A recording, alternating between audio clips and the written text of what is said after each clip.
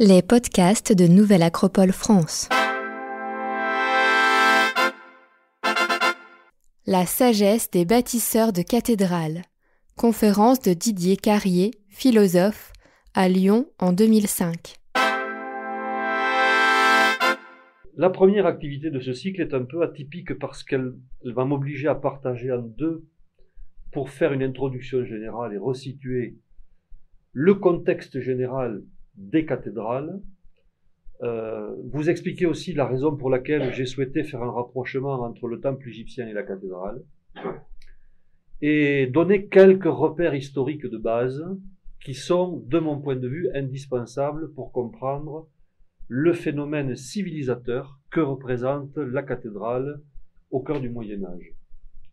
Puisqu'il faut appeler les choses par leur nom, c'est un revirement radical des mentalités qui intervient avec l'apparition d'une construction qui est vraiment le centre de la cité et qui est une présence qualifiante du point de vue architectural pour l'ensemble de la structure et l'urbanisation de la cité médiévale. Alors, je vous ai mis au tableau quelques dates rapidement jetées, ne m'en veuillez pas si je suis pas trop rentré dans le détail, mais disons synthétiquement, elles vous donneront une idée de comment se situe l'époque des cathédrales et l'expérience qui nous intéresse dans un phénomène très large que les spécialistes appellent le Moyen-Âge et qui dure à peu près 1000 ans, entre 500 et 1500. Voilà. Dans cet intervalle de 1000 ans, c'est juste une tranche très courte qui va grosso modo de 1130 à 1280 qui nous intéresse. Non pas que le reste ne nous intéresse pas, loin de là, mais disons que le phénomène de la cathédrale, le phénomène du gothique en tant que style architectural, va se manifester dans sa pleine ampleur. Donc on va faire une espèce de zoom, si vous voulez, très précis sur cette période-là. Et plus particulièrement, la période de 100 ans que j'ai indiquée ici entre, disons, grosso modo, ce qu'on considère comme étant l'apparition du gothique, 1130, et l'apogée, disons, qui est communément considéré comme l'apogée du gothique. Apogée non pas en termes de réalisation, mais en termes d'étude et de compréhension du phénomène architectural. Puisque, comme vous voyez, le flamboyant qui commence grosso modo vers 1400, avec la fin de certains grands édifices, constitue un aboutissement dans l'aspect formel, dans la concrétisation. Mais tout ça est le résultat d'un travail de recherche, d'études, et aussi d'un travail intérieur des architectes de l'époque. Donc voilà, en guise de très rapide introduction. C'est un phénomène difficile à synthétiser en peu de temps, donc ne m'en veuillez pas si je fais des raccourcis, et je compte bien sur vos questions et votre acuité pour tout à l'heure approfondir, si c'est nécessaire, les points que vous jugerez utiles. Donc, très schématiquement, le rapprochement que je fais entre la cathédrale gothique et le temple égyptien coule quasiment sous le sens au regard du phénomène de la cité que d'une certaine manière la cathédrale conditionne autour d'elle. On en parlera en détail tout à l'heure, mais disons qu'en Égypte, le temple égyptien constitue le cœur de la cité.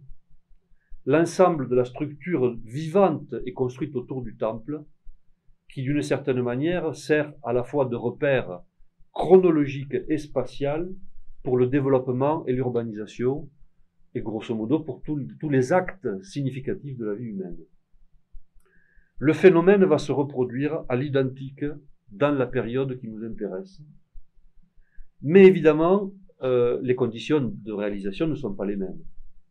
Par contre, pour comprendre l'arrivée du phénomène lui-même, il faut resituer la période entre, grosso modo, la fin de l'Empire romain d'Orient et d'Occident, et ce qu'on appelle, nous, la Renaissance, c'est-à-dire, grosso modo, la fin du XVe, début du XVIe siècle.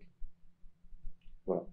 Dans cette période-là, il se passe un certain nombre de bouleversements très importants, dont la première partie du Moyen-Âge fait les frais dans une phase très obscure, qui est relativement bien connu malgré tout, grâce à l'archéologie notamment, mais qui n'est pas très bien assimilé, notamment dans la transmission de l'histoire, hein, qui n'est pas, il faut bien le reconnaître, une matière très à la mode, et ça n'aide pas beaucoup pour comprendre l'histoire des mentalités et se situer, même y compris dans le XXIe siècle. Quand l'Empire romain s'écroule, l'Occident, dans sa quasi-totalité, tombe dans un âge très sombre, puisque les structures de l'institution romaine, avec tous leurs défauts, avaient quand même un certain nombre d'avantages, qui étaient notamment d'entretenir et de maintenir les voies de communication dans la quasi-totalité de l'Europe. Les célèbres voies romaines et les célèbres ports fluviaux romains, dont on a découvert les grands avantages encore en construisant le parking Saint-Georges il y a peu de temps, ces voies romaines de circulation, fluviales ou terrestres, permettaient de maintenir un contact permanent entre, disons, différentes parties du monde européen, en drainant à la fois des marchandises, pour l'aspect très concret, mais aussi des connaissances et une certaine ouverture sur le monde. C'est-à-dire que, grosso modo, pour le paysan gallo-romain, du moment de la chute de l'Empire romain, le monde ne s'arrêtait pas à la colline de droite, à la colline de gauche et le fleuve qui était devant son village. Il savait que le monde existait sous d'autres formes que la proximité directe de son mode de vie. Cette perception du monde, qui, comme vous pouvez vous en douter, a des répercussions beaucoup plus larges au titre de la collectivité, va s'écrouler complètement avec la disparition des voies romaines par perte d'entretien et la disparition du mode d'échange commercial à travers les voies fluviales. Donc, la vision du monde très ouverte et très large, représentée par l'Empire romain, va céder la place à une conception de l'univers extrêmement étriquée, dans laquelle les repères géographiques sont très limités, et qui donc, d'une certaine manière, va aboutir à l'image de l'homme roman, qui est tout simplement la traduction dans l'architecture de la basilique romane, c'est-à-dire très peu ouverte sur le monde et contenant une image de la réalité extrêmement étriquée et restreinte, bien que très en couleur. C'est-à-dire que le salut va être traduit à travers la vie intérieure beaucoup plus qu'à travers la vie terrestre, dans le mode d'expression roman, et, disons, le monachisme en tant que forme de recherche spirituelle va battre son plein pendant toute cette période. Grosso modo, de 500 à la 1000, on est dans la phase de développement de la vie monacale et de l'idéal de vie du moine. Quand on veut se soigner, on va au monastère. Quand on veut étudier, on va au monastère. Quand on veut se réchauffer, on va au monastère. Bref, tout le secours représenté par les déficiences de la vie terrestre et l'adversité va être focalisé sur le monastère. Et, disons, ce qui lui est attenant, c'est-à-dire la basilique en tant que représentation de l'institution religieuse. Donc, quand on va passer au monde gothique, on va voir évidemment apparaître la cathédrale en tant qu'institution, d'abord parce que ce n'est pas un mode architectural, la cathédrale, mais tout simplement la concrétisation formelle du siège de l'évêque, cathédra, le siège. Donc c'est le centre de l'évêché, déjà. Donc c'est le mode de vie diocésain qui se construit tout autour. Chose qui existait, mais de manière très informelle avant. Mais c'est surtout la concrétisation et l'aboutissement d'un changement de mentalité, c'est-à-dire de perception du monde. C'est pas l'architecture qui modèle la pensée, comme vous pouvez vous en douter, c'est bien la pensée qui modèle l'architecture. C'est-à-dire, on va produire, grâce à l'avènement de la cathédrale, une forme d'expérience anthropogénétique, si on peut l'appeler comme ça, qui est une véritable transformation de la perception que l'homme se fait du monde dans la période. Alors, évidemment, quand le phénomène émerge historiquement, on peut pas avoir là simplement l'expression d'une forme spontanée de développement. Hein. Si on dit en 1130 apparaît la première manifestation de l'ogive gothique, puis ça se schématise un peu comme ça, ben, c'est pas une espèce de germination spontanée. C'est un résultat qui, encore une fois, ne se concrétise du point de vue architectural que parce qu'un certain nombre d'individus ont produit en eux-mêmes les transformations intérieures qui vont devenir communicables à travers une forme d'expression qui sera, grosso modo, l'art au sens large, à travers le canal de la religion, puisqu'on ne peut pas strictement réduire le phénomène à l'architecture, il faut aussi prendre en considération la musique, dont je parlerai un peu tout à l'heure. Donc voilà comment se situer. Donc, si on dit aujourd'hui le Moyen-Âge arrive à une apogée avec le gothique, ben, c'est l'homme roman qui va vivre un certain nombre de transformations pour devenir l'homme gothique. Alors, quelle est la transformation qui se produit? Très schématiquement et surtout symboliquement. Ben, l'image n'est pas très belle, celle que je vais vous donner est un peu tirée par les cheveux, mais imaginons qu'on retourne une chaussette, et que, évidemment, quand on retourne la chaussette, ce qui se trouvait à l'intérieur va se trouver à l'extérieur et vice-versa. Grosso modo, la cathédrale gothique, c'est une basilique romane retournée vers l'extérieur. Alors, pourquoi je vous dis ça? Parce que, tout simplement, la vie colorée qu'on va retrouver dans la basilique romane va disparaître complètement dans l'intérieur de l'édifice gothique et sera largement remplacée par les verrières, en tant que forme de présence de la couleur. Mais par contre, l'ensemble des constructions gothiques seront polychromes à l'extérieur. Entièrement polychromes. Et c'est très difficile à imaginer pour nous parce qu'on a l'habitude de voir, d'une certaine manière, les restes de tout ça, exactement comme d'ailleurs on voit les restes des temples égyptiens qui ont perdu toute leur couleur, alors qu'eux aussi étaient colorés entièrement à l'extérieur. Donc, le même phénomène se produit à l'intérieur de l'homme. Le monde de vie roman, entièrement tourné vers l'intériorité, ayant comme repère fondamental le mode de vie monacal, la recherche intérieure et le salut passant par cette forme d'isolation, hein, disons, par la prière, grosso modo, la contemplation en tant qu'idéal de vie, va devenir, avec le gothique, un tout autre idéal de vie basé sur l'extériorisation, l'expression et l'ouverture des œuvres vers le monde, qui, en même temps, voit se développer le pèlerinage, les croisades, c'est-à-dire toutes les formes de déplacement de masse qui vont exactement coller à l'image du gothique, c'est-à-dire de vie extérieure comme voie de recherche de salut. Donc voilà, très schématiquement, comment bascule le phénomène de l'homme roman idéal de vie contemplatif à l'homme gothique idéal de vie de l'action, de la concrétisation. Là-dedans, entre les deux apogées, si vous voulez, apparaît un personnage clé qui est le maître d'œuvre, l'architecte, dont le rôle dépasse largement le cadre strict de la construction de l'édifice. Il va, d'une certaine manière, être au centre du développement d'un certain nombre d'expériences religieuses, mystiques et scientifiques qu'il va avoir la dure tâche d'administrer et de développer. Un certain nombre de manuscrits médiévaux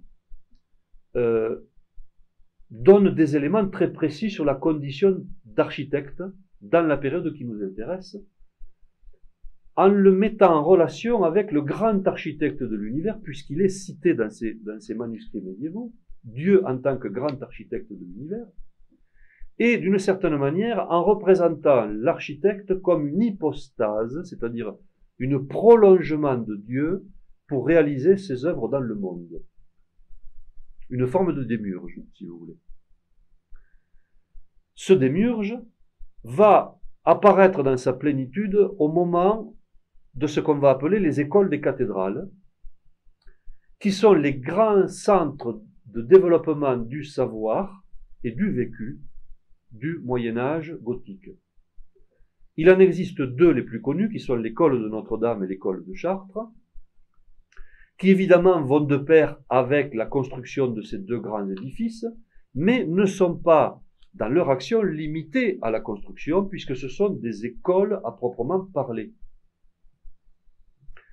qui ne sont pas réservées à une élite de lettrés, mais qui sont largement ouvertes sur le monde, puisque on compte à Paris, aux alentours de l'époque de Notre-Dame, disons de l'école de Notre-Dame, à peu près 5000 étudiants, sur une population de 200 000 habitants. Ce qui pour l'époque est très très important.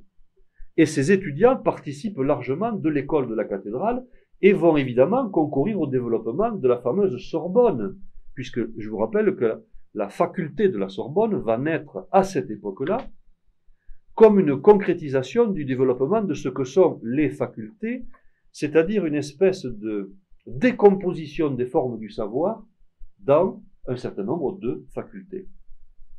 Parallèlement vont naître en même temps les collèges, qui sont aussi des formes de développement de l'acquisition du savoir et du vécu. Donc vous voyez l'image négative du Moyen-Âge comme une époque où on va maintenir l'homme dans la bêtise, dans l'ignorance, de façon à pouvoir lui inoculer une version dogmatique de l'existence, s'écroule complètement.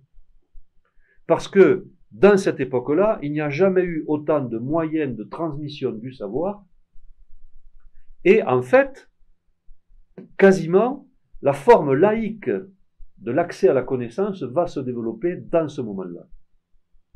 Je vais faire une boutade, mais on va dire que la laïcité, en tant que forme d'acquisition du savoir, est née en plein Moyen-Âge gothique.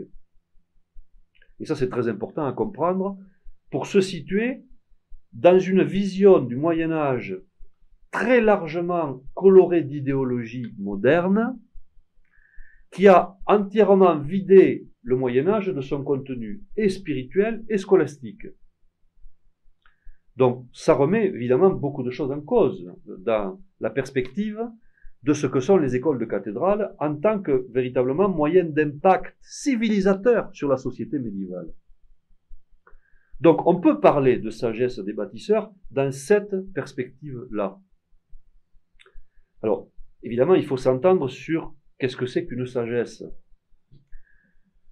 On va prendre comme modèle tout simplement le mode grec classique, c'est-à-dire une sagesse traduite en termes à la fois de savoir-être et de savoir-faire.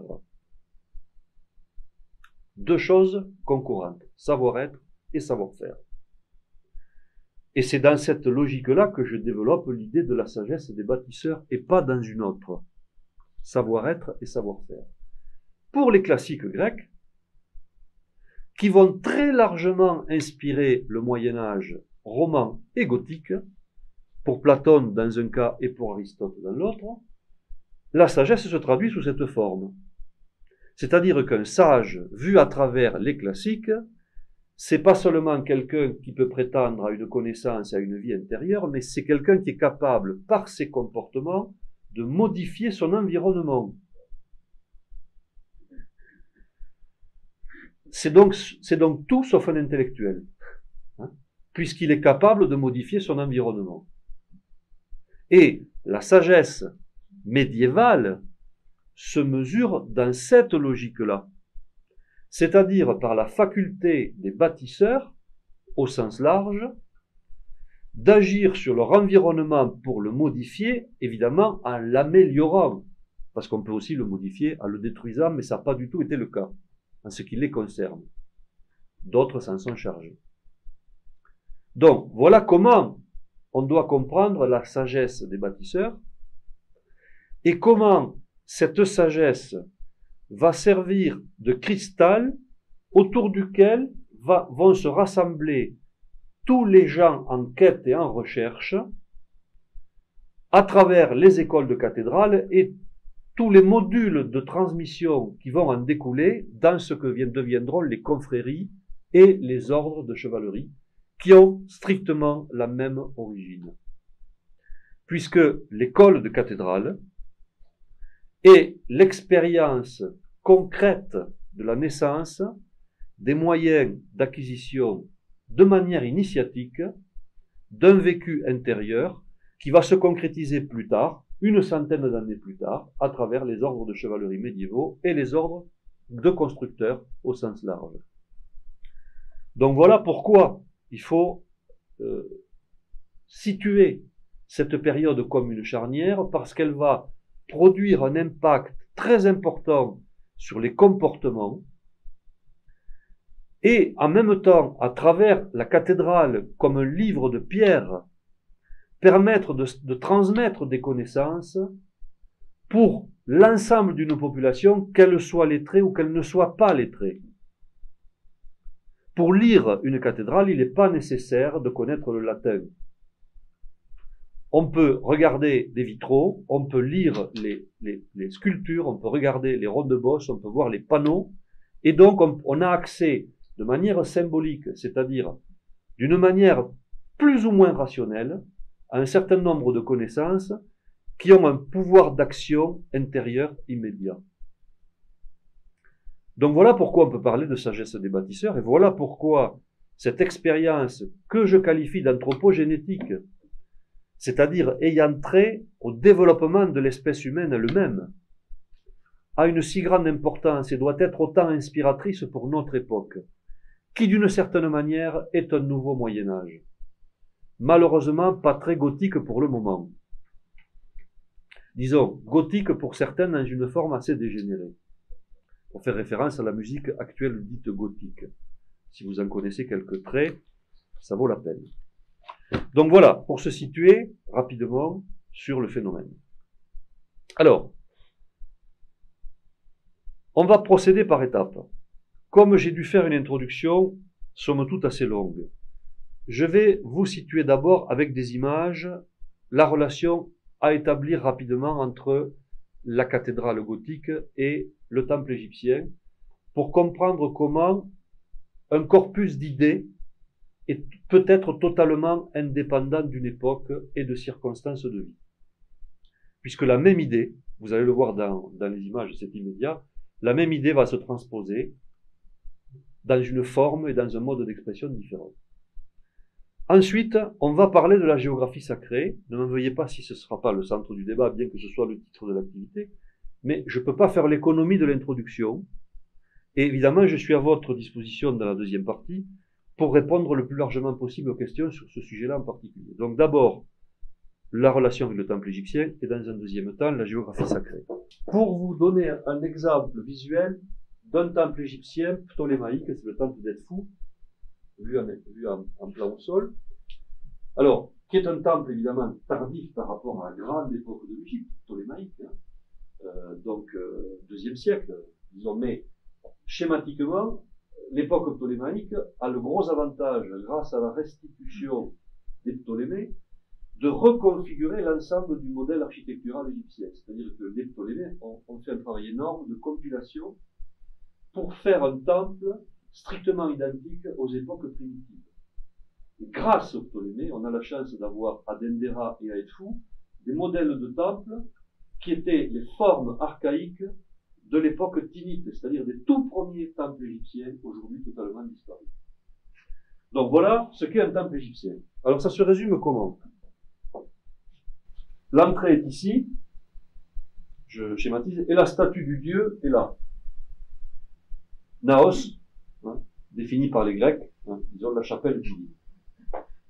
Le temple égyptien, c'est toujours une orientation est-ouest, sauf dans certains cas très particuliers dont on ne va pas parler.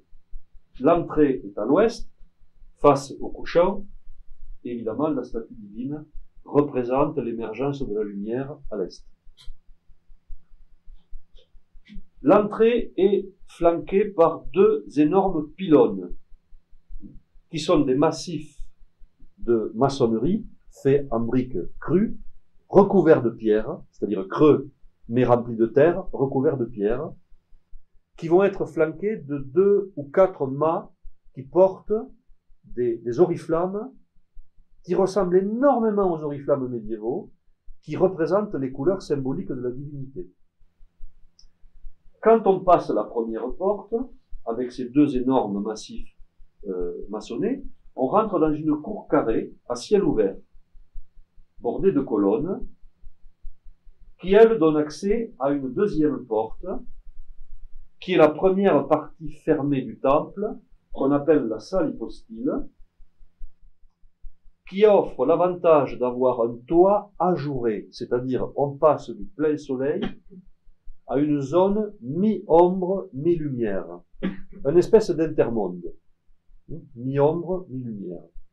Grâce aux ouvertures pratiquées dans la toiture et dans les murs, les rayons du soleil vont venir frapper les hiéroglyphes et les scènes qui sont sur les murs et leur donner vie, c'est-à-dire les déclinaisons solaires du jour n'étant pas les mêmes et dans l'année non plus, la tache de lumière va se déplacer verticalement et horizontalement au fil des heures pour venir marquer et activer les images magiques, les images prophylactiques qui d'un coup deviennent vivantes et racontent une histoire. Tout ça se passe dans la salle hypostyle.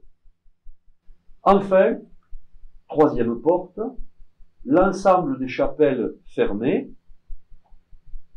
dans laquelle on va trouver toujours 3 chapelles principales et un certain nombre de chapelles secondaires. Dans la chapelle centrale se trouve la statue du dieu. C'est le monde cloîtré fermé, aucune ouverture, univers seulement accessible à la vue spirituelle. Pas de lumière. Alors qu'ici, nous sommes dans ombre et lumière, et ici, nous sommes dans pleine lumière. Voilà ce que c'est qu'un temple égyptien, très rapidement. Au fur et à mesure où on avance vers la statue divine dans l'axe, le sol s'élève, le plafond s'abaisse, les murs se rapprochent, figurant un point dans l'horizon, comme un obélisque couché. Imaginez l'obélisque couché. Ben, les murs se rapprochent, le plafond, et on figure un point à l'horizon qui représente l'émergence de la lumière, et qui représente aussi, évidemment, l'origine de l'influx divin qui va activer le monde de l'Est vers l'Ouest. Voilà le temple égyptien. Hop, on passe à la cathédrale. Chartres. Pourquoi Chartres? Parce que, époque, disons, très importante du développement, du gothique rayonnant au gothique flamboyant. Voilà, on est dans cette période-là. Passage du gothique rayonnant au gothique flamboyant. Apogée de la perspective et de la vision de la cathédrale. Le plan de la cathédrale, la structure en est quasiment finalisée, elle n'évoluera plus. Et qu'est-ce qu'on voit? On voit 2 tours, étonnant, n'est-ce pas? Un axe est-ouest, bon, c'est pas tout à fait le cas pour Chartres, mais il y a des tas de raisons. Une partie très largement éclairée par des verrières, très proche de l'idée de la cour carrée de tout à l'heure, un transept très proche de l'idée de la salle hypostyle, c'est-à-dire un rectangle plus large que long, exactement comme tout à l'heure, vous l'avez vu la salle hypostyle, et une région naos avec 1, 2 et 3 chapelles, ou figuration des chapelles, c'est-à-dire les 3 rayons divins, les 3 formes, disons, d'apparition de la divinité développée par le philosophe médiéval Saint-Augustin, c'est-à-dire la perception, disons, de la vision ternaire du divin, exactement comme les Égyptiens l'avaient déjà préfiguré. Alors voilà, je fais un petit retour en arrière pour que vous voyez bien.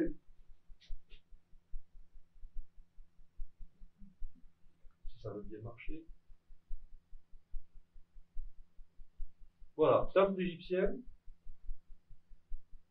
Hein, vous avez bien vu, hop, cathédrale. On peut les superposer. Alors, évidemment, aucun architecte du Moyen-Âge n'a vu un seul temple égyptien. de manière directe, on peut se poser la question si, par contre, un certain nombre de documents, de descriptions et d'éléments n'ont pas transité bien avant la première croisade, 1095, qui est, avec la première croisade, la première grande confrontation ou retour de confrontation entre l'Europe occidentale et l'Europe orientale, et donc le Proche-Orient. Donc, bien évidemment, la structure dont je vous parle existe aussi en partie dans la basilique romane, en partie seulement. Disons dans la fin du Moyen-Âge roman, mais pas au début. Mais disons qu'il y a des faits troublants qui permettent d'associer les deux phénomènes, et surtout dans la compréhension de l'usage de la lumière, telle qu'elle est faite à travers les verrières, puisque la forme d'animation et de mise en vie du temple chez les Égyptiens va se faire de la même façon avec les verrières et les rosaces dans le monde gothique médiéval. Donc c'est très surprenant. Sans tirer aucune conclusion hâtive, on peut simplement constater la superposition possible des deux formes de construction, et c'est exactement la même chose dans l'élévation. Je ne vais pas le développer aujourd'hui, ce sera l'objet de la suite, mais dans l'élévation du temple égyptien, on va trouver la même structure tripartite et la même perception, qui est, à proprement parler, reprise par, disons, la philosophie platonicienne et les néo-platoniciens, néo-pythagoriciens, qui vont en fait donner le début de la philosophie médiévale, puisque depuis saint Augustin jusqu'à saint Thomas d'Aquin, toute l'inspiration de la philosophie médiévale, elle vient des Porphyres, des Jambliques, enfin des néo-pythagoriciens, des néo-platoniciens, de Plotin aussi, pour donner une perspective plus large. Donc, il y a une continuité complète du savoir, de la connaissance et du vécu entre l'époque classique, qui est l'époque d'Alexandrie pour ce qui est être des temples ptolémaïques, et l'école philosophique d'Alexandrie, et les écoles de cathédrales. D'une certaine manière, l'idéal de la cité d'Alexandrie, avec ce qu'on appelait les néo-platoniciens, va se transposer sous une autre forme d'expression dans le modèle urbain médiéval, à travers notamment la cathédrale.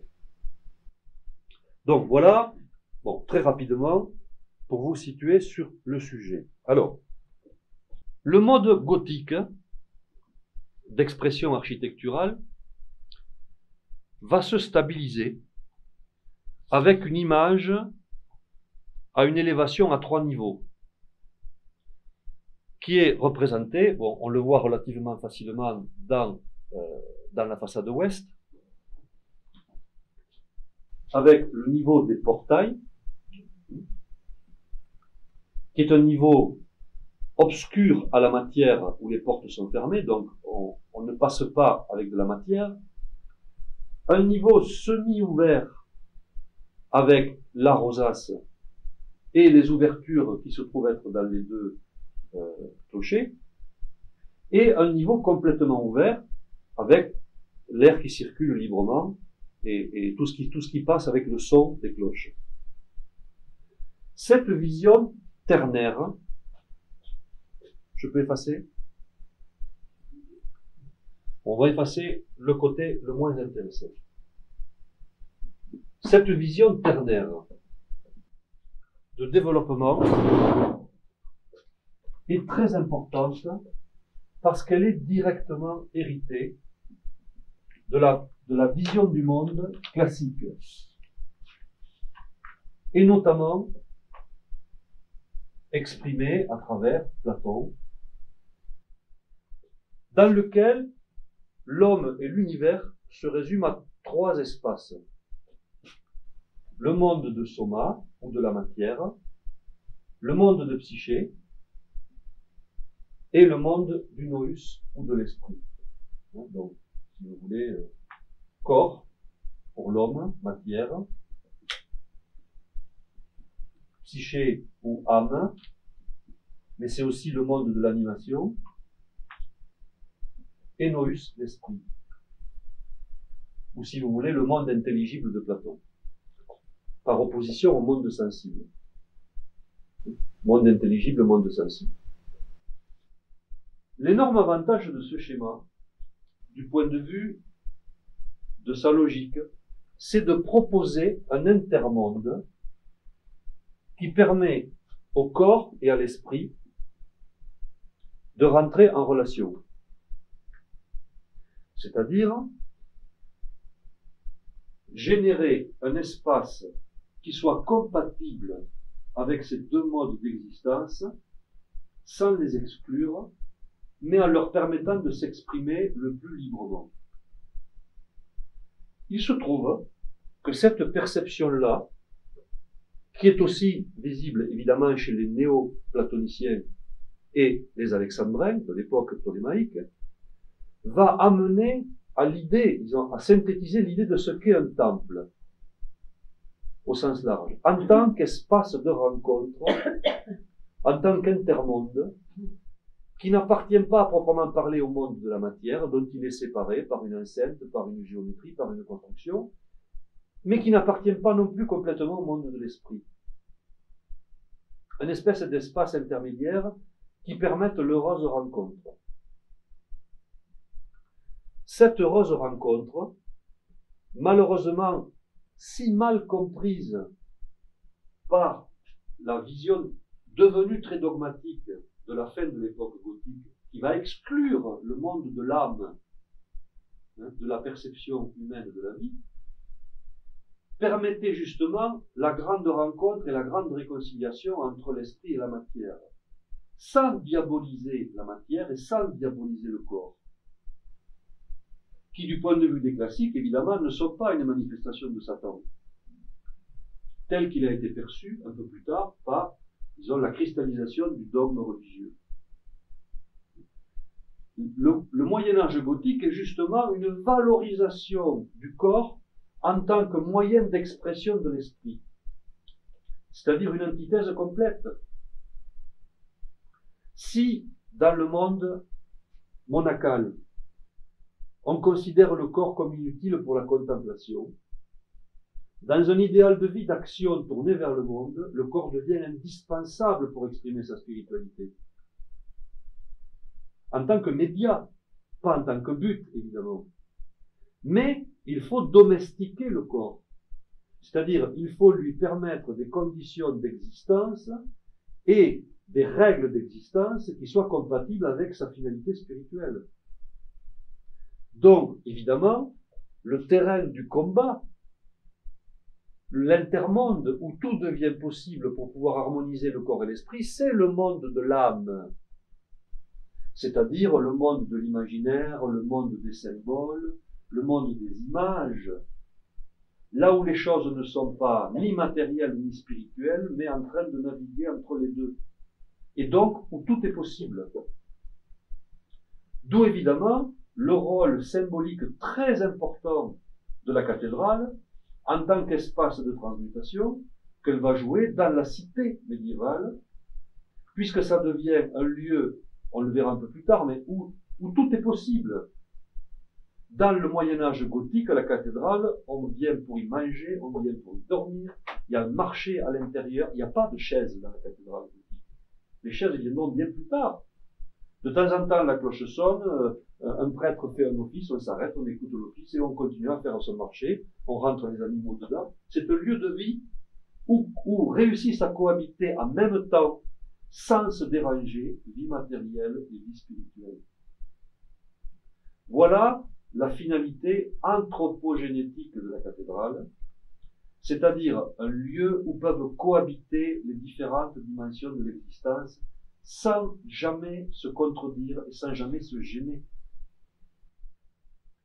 Mais pour ça, et j'arrive à la deuxième partie, il faut intégrer l'édifice dans une géographie sacrée, c'est-à-dire lui trouver un espace prédestiné de communication entre la terre et le ciel. Parce qu'on ne peut pas mettre un édifice ayant cette ambition n'importe où. Donc, évidemment, dans ces conditions, existe, depuis la plus haute antiquité, une conception de ce qu'est la géographie sacrée, c'est-à-dire, comme je viens de vous le dire, un milieu prédestiné à servir d'intermonde. La notion de géographie sacrée est aussi vieille que l'humanité. Depuis que l'homme existe et depuis les premières manifestations de religiosité, on trouve des milieux choisis pour leur propriété, comme favorisant les relations de l'homme avec l'invisible. Ce qui est perdu, par contre, c'est cette science qui rend possible de les identifier et en même temps de les identifier, de les activer. Puisque la qualification d'un espace dans une géographie sacrée n'est pas spontanée. Elle est le résultat de la rencontre entre un milieu et ceux qui vont l'occuper, le faire vivre et le développer. Autrement dit, si vous voulez, dans la science qui étudie la géographie sacrée, un lieu n'est sacré que quand il est consacré. Avant, il est un espace prédestiné, potentiel, mais pas forcément actif. Cette science-là est connue parfaitement des maîtres d'œuvre du Moyen-Âge. La construction des cathédrales, évidemment, va réutiliser des lieux d'anciens cultes, que ce soit des cultes, disons, qualifiés de païens ou pré-chrétiens, ou tout simplement d'autres constructions chrétiennes supplantées, démolies ou intégrées dans des constructions tardives. Mais, pour pouvoir valoriser ces espaces, il faut bien évidemment être capable de les consacrer, c'est-à-dire de les activer. D'où l'existence, dans les textes transmis, des actes de consécration, dans lesquels je vous recommande un ouvrage très précieux, pour moi en tout cas, qui est la symbolique du temple chrétien de Jean Anny, qui est un trésor, qui est un vrai trésor dans la compréhension de ce qu'est la cathédrale et de comment elle fonctionne, dans lequel il va, disons, traduire la façon dont les rites de consécration de l'espace vont se produire et, avec le déroulement logique, comment on passe de la consécration de l'espace à l'initiation de la construction, c'est-à-dire au début de la construction.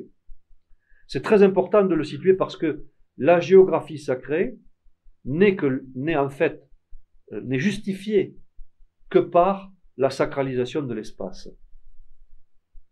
Alors, évidemment, nous, on a la chance de vivre à Lyon, ce qui, du point de vue de la géographie sacrée, je le confirme, est une vraie chance parce que on est dans un confluent déjà, donc on est dans la rencontre de deux formes d'énergie, de deux sources d'énergie qui sont les fleuves, et dans laquelle, évidemment, cette rencontre d'énergie ne peut qu'activer un centre de force très important qui sera concrétisé par, au début, la fameuse ville gauloise de Condat, qui se trouve être la Croix-Rousse aujourd'hui, si vous voulez, qui est à la convergence, puisque le confluent, à l'époque gallo-romaine, évidemment, était grosso modo Otero, pour vous situer. La presqu'île ne s'est constituée par des alluvions qu'au fil du temps, mais le rocher sacré initial était Condat, c'est-à-dire la rencontre des deux fleuves. Deux fleuves dont le cours est perpendiculaire, qui plus est, ce qui donne une dimension très particulière à cette rencontre. Mais on va peut-être pas avoir le temps trop d'en parler aujourd'hui. La géographie sacrée, c'est donc la rencontre de deux espaces ou de deux choses qui vont permettre de rendre possible un échange. Voilà ce que c'est la géographie sacrée. Partout où deux forces se rencontrent, quelle que soit la forme de ces forces, la rencontre de ces deux forces préfigure un terrain de rencontre à d'autres niveaux. De tout temps, les confluents des fleuves étaient de cet ordre. Mais aussi, les pierres naturellement dressées, les arbres particulièrement volumineux ou particulièrement anciens. De façon générale, toute distorsion de la géographie qui représente la rencontre de forces devient un lieu prédisposé et donc activable en tant qu'espace sacré. Donc, si on regarde comment est construit notre pays, on va se rendre compte que des espaces sacrés, il y en a un certain nombre quand même. Hein, et que, évidemment, à chaque fois qu'il y a cette potentialité, au fil du temps, au fil des ans, elle va être activée de manière quasi systématique. Et si vous regardez un peu en détail la plupart des grandes constructions médiévales, qui évidemment ont repris d'autres, pour certaines d'autres lieux de culte, on va y trouver des traces de rencontres, visibles pour certains ou invisibles pour d'autres, comme à Chartres, par exemple, qui est un cas un peu spécial. En effet, à Chartres, on se trouve avec, je ne sais pas si vous voyez bien du fond, parce que je suis désolé, l'image est petite. On se trouve ici avec un cours d'eau souterrain qui fait une boucle. C'est-à-dire que vous avez le plan au sol, l'entrée est ici évidemment, et suivant le parcours de mon doigt, qui est passé un pointillé ici, il y a un cours d'eau souterrain, qui correspond d'ailleurs à la présence d'un puits, ou même de deux puits, devant moi. Et donc, la cathédrale se trouve être sur une espèce de nœud d'énergie constitué par le coude d'une espèce de rivière souterraine. Encore active aujourd'hui, hein.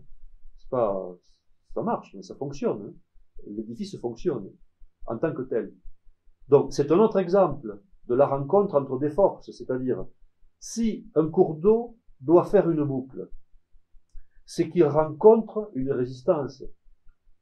S'il n'y a pas de résistance, il va tout droit.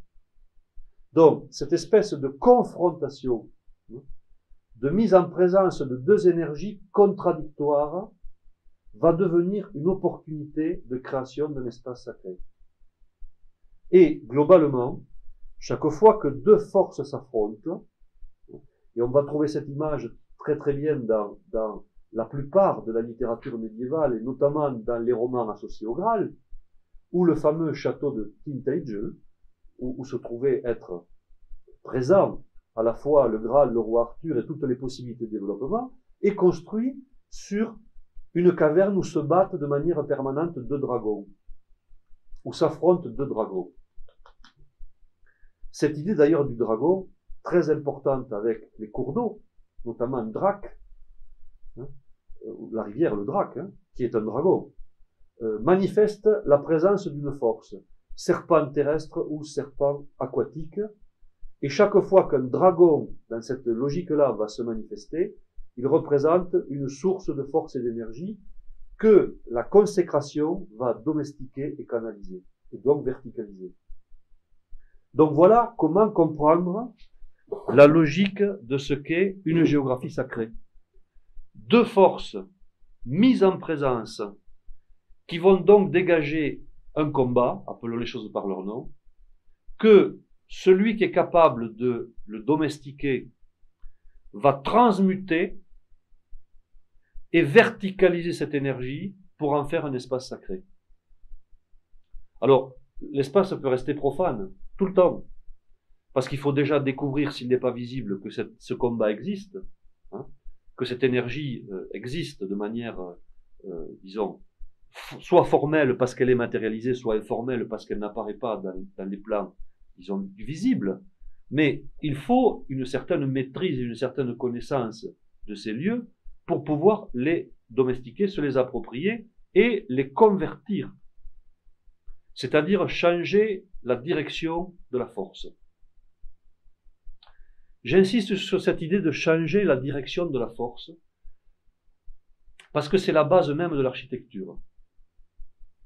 Qu'est-ce que c'est que l'architecture, sinon une science qui permet de changer la direction des forces? Et quand on regarde une construction comme la cathédrale, la flèche qui se trouve à la croisée, à la verticale de la croisée, ici, est une espèce de concrétisation de la direction de la force. Dans une construction gothique, le centre dans lequel les forces convergent, c'est ce qu'on appelle la clé de voûte de la croisée. C'est-à-dire que, au milieu de l'édifice, il y a 4 piliers massifs, et tout tourne d'une certaine manière autour de ces 4 piliers massifs. Dès l'époque disons, du gothique lancéolé, hein, donc c'est un mot qui est relatif au fenêtrage.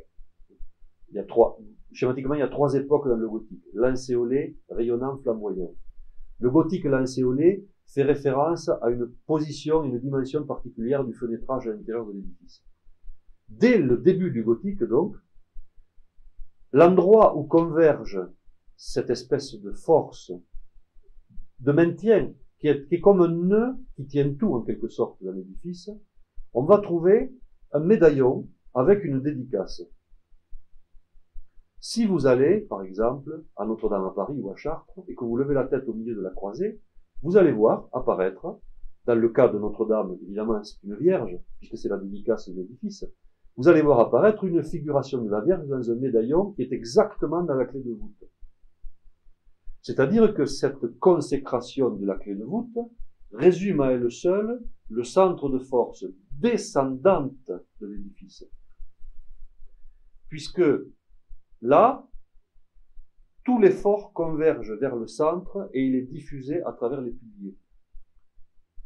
C'est-à-dire que matériellement, l'effort est supporté par les piliers, mais du point de vue virtuel, l'effort, l'onde de forme, si vous voulez, elle passe par l'axe central à la verticale de la flèche, qui, exactement comme une espèce de paratonnerre ou de moyenne d'acupuncture terrestre, une gigantesque aiguille d'acupuncteur terrestre, va implanter dans la terre l'énergie nécessaire à la consécration de l'édifice.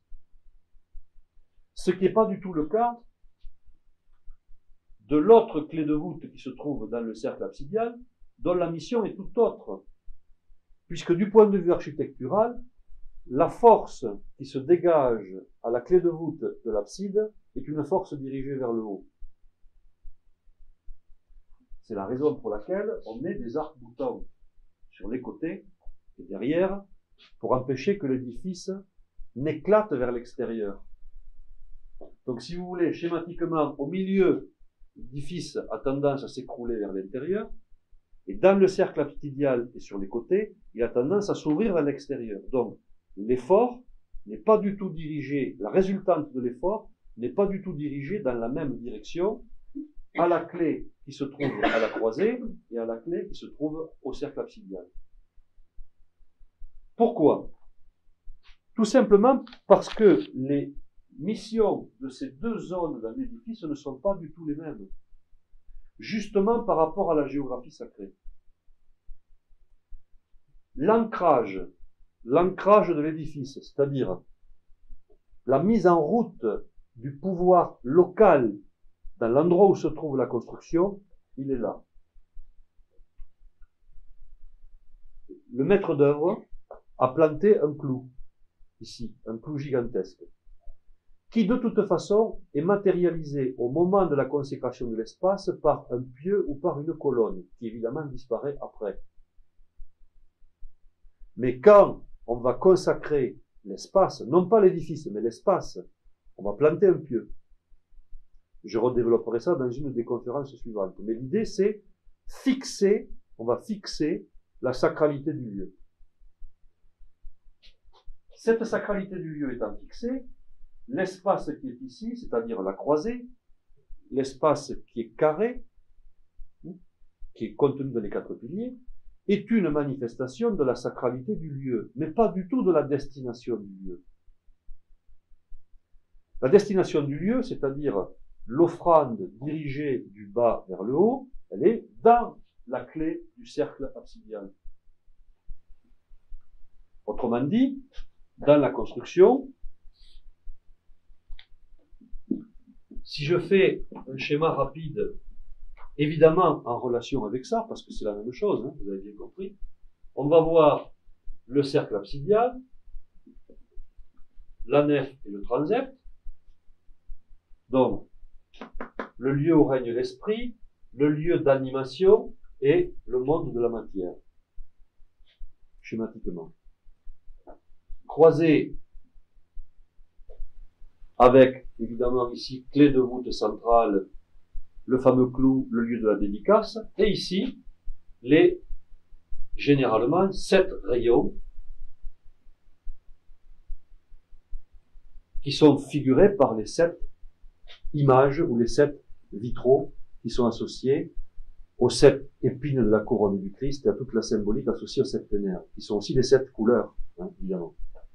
Ici, une autre clé de voûte. Le lieu de destination qui est ici, il est bien par la présence de l'autel qui, logiquement, devrait se trouver à la verticale de cette clé-là, et pas ici, comme on le voit malheureusement dans certaines constructions. L'autel est bien le lieu où on va restituer l'offrande du bas vers le haut. Donc, logiquement, la force qui doit émaner de cet endroit est une force ascendante. Ce qui est le cas matérialisé, évidemment de manière virtuelle, par la construction elle-même, puisque les efforts vont converger vers le haut. Alors qu'ici, les efforts vont descendre vers le bas parce que la mission de cet espace n'est pas du tout la même.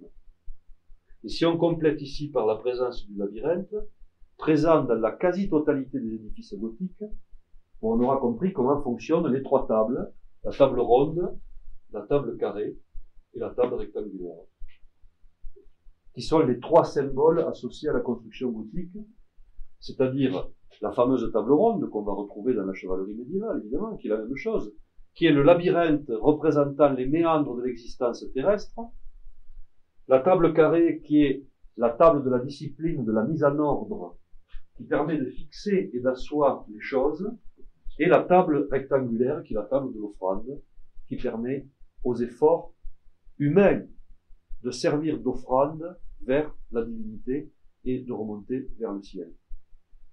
Donc voilà, très rapidement, comment associer la géographie sacrée avec l'espace sacré. Parce que vous voyez qu'on ne peut pas les dissocier. Une géographie sacrée ne se conçoit que parce qu'elle va consteller la Terre d'étoiles. Et qu'est-ce que c'est une Terre constellée d'étoiles? Ça s'appelle Compostelle. La Terre parsemée d'étoiles. C'est-à-dire les chemins de Saint-Jacques, qui n'est rien d'autre qu'une façon de parcourir les étoiles présentes sur la Terre, qui sont associées à une véritable carte du ciel sur Terre, avec toutes les constructions et tous les lieux de culte qui lui sont représentés. Puisqu'il s'agit bien d'une géographie sacrée, par une volonté de reconstituer le ciel sur la Terre. Je dis bien, reconstituer le ciel sur la Terre, c'est-à-dire il y a une démarche délibérée, qui n'est pas un hasard ou qui n'est pas fortuite, de reproduire une carte du ciel sur la Terre avec des lieux privilégiés qui sont les lieux de culte et donc les espaces de transformation. Puisque on en parlera au fil du cycle de ces activités, mais évidemment, la cathédrale n'est pas qu'un espace pour le culte.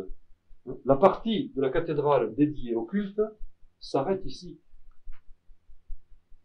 Tout le reste a une autre destination, qui est un espace de transmutation.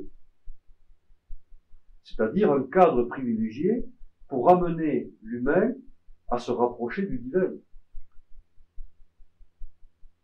Voilà. Alors, je ne vais pas aller plus loin pour aujourd'hui. Je crois que je vous ai déjà bien rempli la tête, je m'en excuse, en essayant d'être le plus synthétique possible. Et je vais vous proposer, tout simplement, d'approfondir avec des questions. Sachant que je ne vais pas faire les 4 autres conférences ce soir. Donc, merci dans vos questions. Ne m'en veuillez pas si je vous dis, je suis désolé, mais ça, c'est un sujet qui va être traité tel jour ou tel autre jour. Parce que, mais en rapport avec le sujet de ce soir, avec grand plaisir, dans la mesure de mes connaissances, je réponds à vos questions. Moi, j'ai quelques questions. Je vous en prie. Pour commencer, il y a un trou, toujours, dans le passage du flambeau entre le compagnonnage romain et le compagnonnage du Moyen-Âge. On ne sait pas comment ça s'est fait, ça. Parce qu'avant, on sait, en gros, les Égyptiens Anciens, les Grecs, il y a eu le mélange avec Alexandre, ainsi de suite. Et il y a eu Ptolémée, il y a eu Alexandrie, il y a eu la grande bibliothèque qui a permis donc de faire le traçage. Puis c'est revenu, les Romains avaient des techniques de construction, et non seulement des techniques, mais ils avaient aussi une architecture sacrée. Et ensuite, on passe au Moyen-Âge, mais on ne sait pas comment ça s'est articulé. Est-ce que vous pouvez nous dire un mot là-dessus? Pas vraiment, parce que je suis très peu documenté sur les confréries et disons les confréries de métiers à l'époque romaine. C'est pas un sujet que j'ai étudié, hein. Donc je ne peux pas vous raconter des histoires, je ne peux pas vous répondre là-dessus. Par contre, il y a une certaine logique dans la persistance du mode de maintien de la connaissance à travers le monastère. Il y a une continuité quasi totale dans le christianisme entre le christianisme romain et le christianisme médiéval dans le monastère, qui, de mon point de vue, est le seul lieu où à la fois le savoir-être et le savoir-faire vont être conservés. Pourquoi? Parce que la philosophie des classiques, et notamment platonicienne et aristotélicienne, va être conservée tout le temps dans les monastères. Et disons, le fil conducteur au niveau des mentalités d'une époque se traduit par une vision métaphysique de l'existence. La continuité ne se fait jamais par des gestes matériels. Pourquoi? Parce que c'est matériellement pas possible. Un savoir-faire se perd. C'est normal. C'est humain. Et à part ça, les compétences et les moyens de les mettre en œuvre peuvent disparaître. Ce qui a été le cas. La maîtrise de l'acier, du fer, avait quasiment disparu dans le Moyen-Âge obscur dont je vous ai parlé tout à l'heure. Le métier de forgeron était un métier quasiment oublié dans sa conception générale. Et c'était très difficile de remettre en œuvre tout ça. Il a fallu attendre l'époque de Tolède et le retour, ou plutôt l'arrivée du monde arabe en confrontation avec l'Occident pour redécouvrir l'alchimie des métaux, qui était oubliée, alors qu'elle était parfaitement maîtrisée par les Romains. Et par les Celtes aussi. Donc, mais aussi les Romains, parce qu'ils n'étaient pas idiots, c'était gallo-romains, ils ont récupéré tout ce qu'ils ont pu. Donc, ce sont les structures métaphysiques conservées dans les monastères qui ont permis de remettre en œuvre le savoir-faire. On peut détruire les moyens techniques si on ne détruit pas l'architecture métaphysique qui les sous-tend. Et l'architecture métaphysique qui sous-tendait ces moyens techniques, il y a une continuité constante, totale. Donc, même si le savoir-faire a été oublié, les causes qui ont engendré ce savoir-faire ont été parfaitement conservées. Je ne vois pas d'autre explication possible. Parce que quand vous dites, par exemple, l'histoire de Platon et Aristote, bon, de ce que l'on connaît, c'est que, par exemple, Augustin était platonicien, bien qu'il paraît qu'il n'avait pas tellement lu. Bon. Mais ensuite, ça a disparu, bien sûr, et c'est revenu, justement, par Tolède avec Averroès, Maïmonide. Et puis c'est plutôt Aristote, hein, Averroès. Eux, ils ont choisi plutôt Aristote, ouais. C'est sûr, parce qu'il y avait un choix à faire comme ça. Mais ça ne s'était pas transmis dans le monastère depuis Augustin. Si. On peut le mesurer ça à travers... Thomas d'Aquin, il a lu c'est Averroès. Absolument. Mais le choix, pour situer rapidement, hein, le choix de l'aristotélisme correspond parfaitement à un idéal d'action. Et la logique platonicienne a un idéal de contemplation, pour vous situer par rapport aux deux périodes. C'est-à-dire, la résurgence platonicienne, elle est romane. Et la résurgence aristotélicienne, elle est gothique. C'est la pensée aristotélicienne qui gouverne le monde gothique parce qu'il répond à cette espèce de perspective physique d'expérience.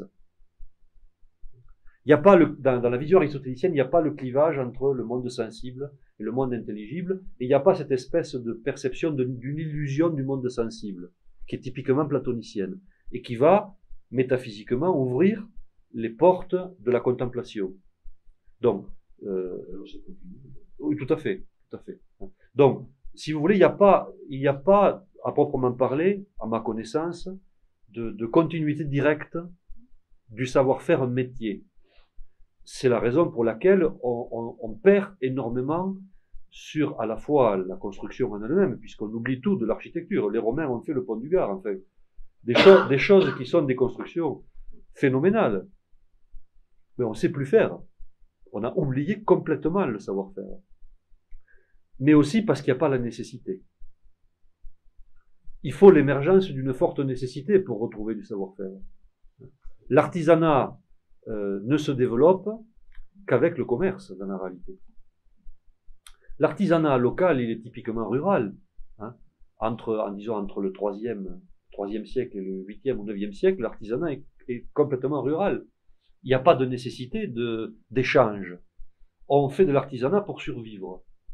Voilà. En tout cas, merci beaucoup. Merci de votre participation.